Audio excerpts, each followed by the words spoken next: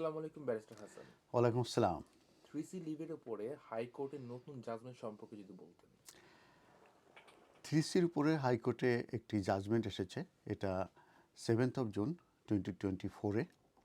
তো এই জাজমেন্টে বলা হয়েছে যে মাইগ্রান্টের যে 3C লিভ আছে, এই লিভের যে প্রুফ অফ ইমিগ্রেশন স্ট্যাটাস যে ডকুমেন্ট আছে, এই ডকুমেন্টগুলো হোম সেক্রেটারি ব্যর্থ হয়। দ্যাট মিনস কোনো ডকুমেন্ট যে দেয়া হয় না, এটা হোম সেক্রেটারির পক্ষ থেকে একটা ব্যর্থতা, এবং এই ব্যর্থতা হচ্ছে অবৈধ, দ্যাট মিনস আনলফুল। এই যে ল্যান্ডমার্ক যে জাজমেন্টটার কথা আমি বললাম, এই জাজমেন্টে এটাই ফাইন্ড আউট হয়েছে যে হোম সেক্রেটারির যে decision not to provide documentary proof of immigration status, এটা ইরেশনাল এবং আনরিজনেবল, এবং এটা সিরিয়াস হার্ডশিপ ক্রিয়েট করে towards thousands of the migrant. তার মানে থাউজেন্ড অফ মাইগ্রেন্টের উপরে হার্ডশিপ এটা ক্রিয়েট করে, যেহেতু তাদেরকে কোনো 3C লিভের কোনো ইমিগ্রেশন স্ট্যাটাস ডকুমেন্ট দেয়া হয় না।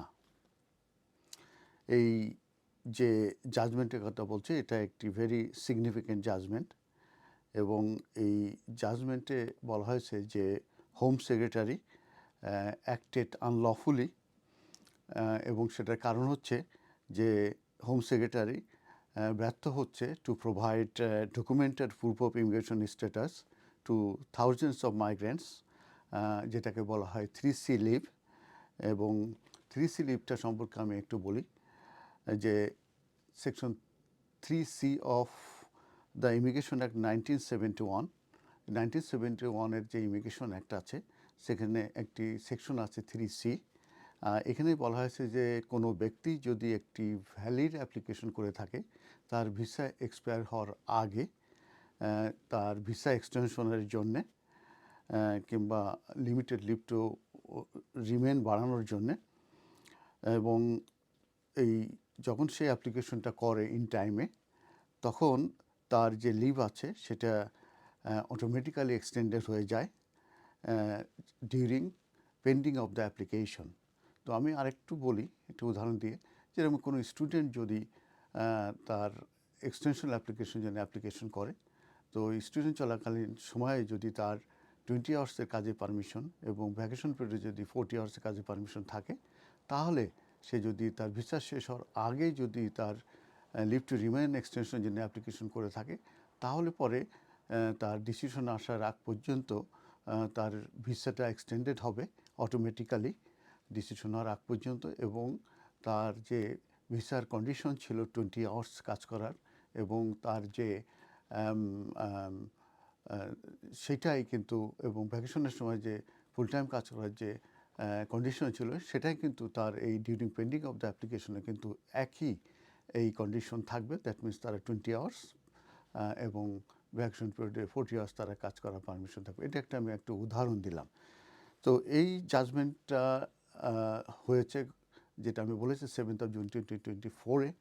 এই এই যে লিগ্যাল চ্যালেঞ্জ, এটা মূলত করেছে refugee and migrant from of Essex and London বলে একটি অর্গানাইজেশন, এবং তার সঙ্গে তাদের একজন ফর্মার ক্লায়েন্ট ছিল, সেও এটার সঙ্গে যুক্ত ছিল।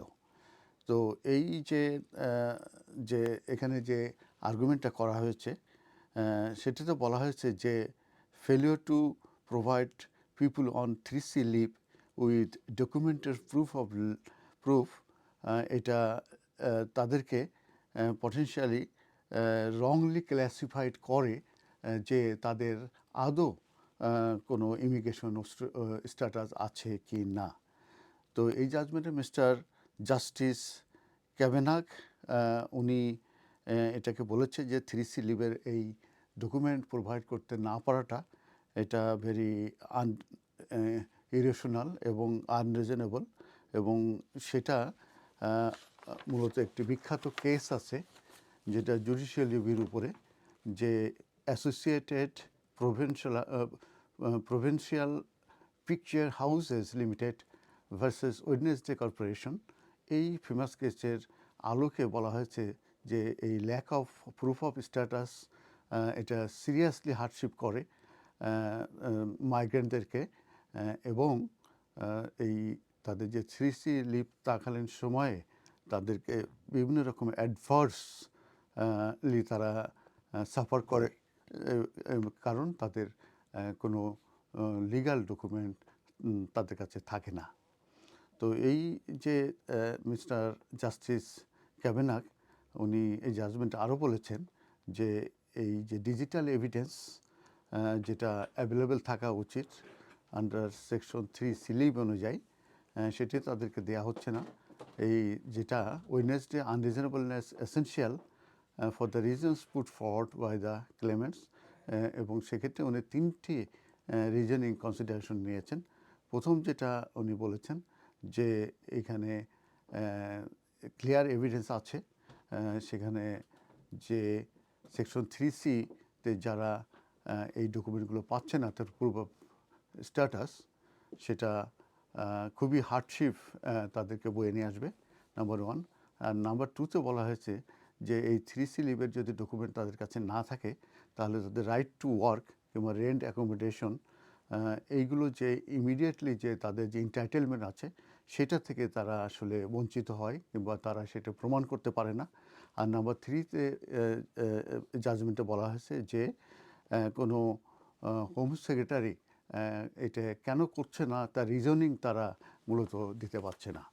তো এই জাজমেন্টে আরেকটা জিনিস বলা হয়েছে যে এখানে section 55 of the Borders Citizenship Immigration Act 2009-এর এটা ব্রিচ হয়েছে। আমরা জানি সেকশন 55 হচ্ছে best interest of the children. কারণ হচ্ছে যে এই 3C ডকুমেন্ট না থাকার পরিপ্রেক্ষিতে এটা বাচ্চাদের উপরে সিরিয়াসলি ইম্প্যাক্ট করে এবং সেই কারণেই সেকশন 55-এর এই বর্ডার সিটিজেনশিপ ইমিগ্রেশন অ্যাক্ট 2009-কেও এটা ব্রিচ করেছে। তো এই সংক্রান্ত ব্যাপারে আমরা যেটা জানি যে এই ধরনের কোনো জাজমেন্ট হওয়ার পরে এটা কিন্তু রিভিউ হয় হোম অ্যাফেয়ার্সের মাধ্যমে এবং তখন পরবর্তীতে এটার ব্যাপারে একটা উদ্যোগ নিয়ে এটা মূলত পজিটিভ একটা কনক্লুশন হোম সেক্রেটারি করে থাকেন। তো এটা জাজমেন্ট হয়েছে যে 3C যে ডকুমেন্ট দেওয়া হয় না এটা আনলফুল। আমরা আশা করব যে 3C-তে যারা থাকবে ভবিষ্যতে তারাও কোনো ইমিগ্রেশন স্ট্যাটাস ডকুমেন্ট পাবে। ধন্যবাদ।